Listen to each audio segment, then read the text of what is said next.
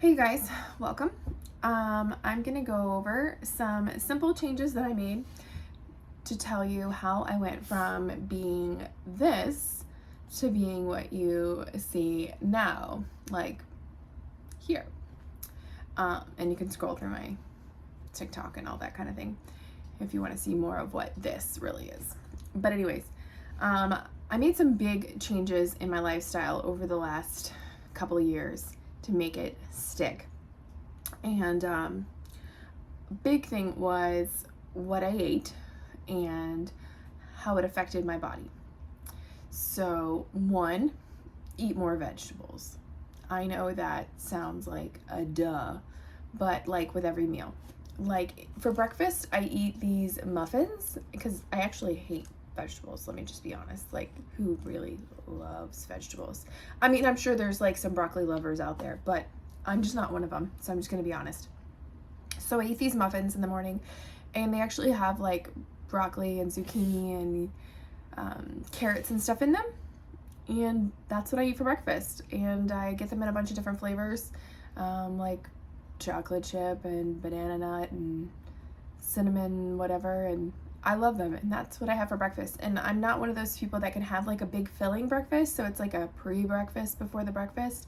So I have this really light muffiny thing with some water when I first wake up, and then once I get done with my kid stuff and it comes around like 9:30, then I do like my overnight oats, and then I can actually put something and fuel my body, and then think about like my workout and all that kind of, maybe a walk and stuff like that. But first thing in the morning, I can't put anything heavy.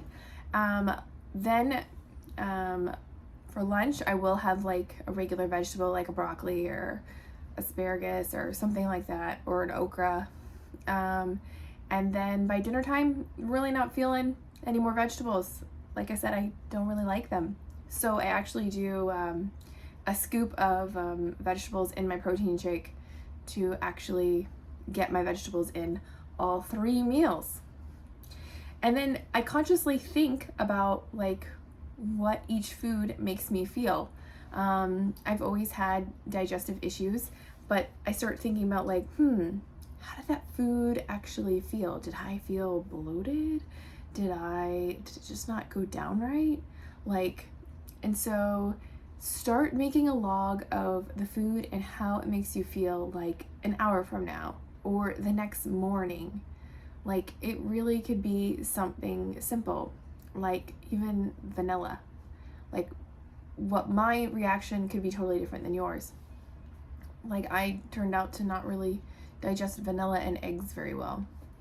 I wouldn't have known if I didn't start logging and tracking my food. I did work a little bit with a dietitian to figure out some of this, but it made a huge difference. So start thinking about how your body reacts to some of the food that you're eating. All right, another big thing is affirmations and gratitude. At first I was like, there's no way. But I was listening to one of those like super power motivational things, and it was like actually like a Arnold Schwarzenegger one. And he was like, when I was gonna be Mr. Olympia, I listened to myself every morning and I told myself I was gonna be Mr. Olympia. And I was like, he really did that? Like way back in the day? Like, and then we're just now like getting into the craze of, and he really did it. So I was like, all right, well, what do I got to lose? So started talking myself up every morning, but it wasn't like I was like, oh, I'm gonna be this person. It was like I changed little things. Instead of telling myself, ugh, I don't like how that looks, I was like, oh, I like this about myself. I started to tweak little mindsets, not like, I mean, I could go all in, but for me that was hard because I was already having an image issue. So I tried to do simple changes that I could bite off. So just change the way you think about yourself. Instead of constantly nitpicking yourself, what if instead of like, I don't like how my thighs look, think of, wow, that part of me is really changing. I really like what I'm seeing. Like, focus on the good that you could see instead of like always, my mommy this, my mommy that. Like, why isn't it doing what it's supposed to? Okay, another big thing, bedtime routine. I know this is like the big craze right now too, but it really makes a big difference. I started getting really into like the circadian rhythm and all that kind of stuff, but it seems to be no joke. Like if you get your bedtime cycle going and then focus on how the sun is affecting you, and that really made a big change. I'm gonna do a whole nother video on that because that's really life changing, at least for me. So stay tuned. There's gonna be a video on that. As soon as I have it up, I'll attach it below. And next one, as simple it is get moving more. Like they say, I keep saying they. Who's the almighty they? It's because I do so much Googling and research, and like I watch like every fitness guru I can get my hands on these days, because I wanted to change my lifestyle because I was well over like 200, 250 at one point, and I just didn't want to be that person anymore. Just moving more. Like if you have a sedentary lifestyle, I worked at a desk all day, and then even way back I was actually working in the medical field, like working with a physician, seeing like 70 patients a day, and I was moving all the time, but things weren't happening. So you have to, whatever your lifestyle is, you have to move on top of that a little bit more, get that extra action in. So if you can even just get like a quick walk around the block, get a dog. I mean, when I got a dog, it was life-changing for me, the extra steps I was putting in. I was like, oh, what is happening here?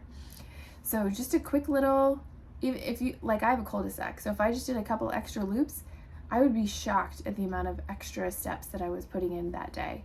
So if you can get 600, 700, 1,000 steps a day, you will really see a difference in your lifestyle. All right. If you could cook at least one meal a day for yourself, I actually cook the majority of my meals because I do have food allergies. I'll preface that now. But if you can make one healthy meal for yourself instead of eating out all the time, this is a huge one for my husband. He eats out a lot. So knowing what goes into your food and avoiding all that extra sodium intake really makes a huge difference.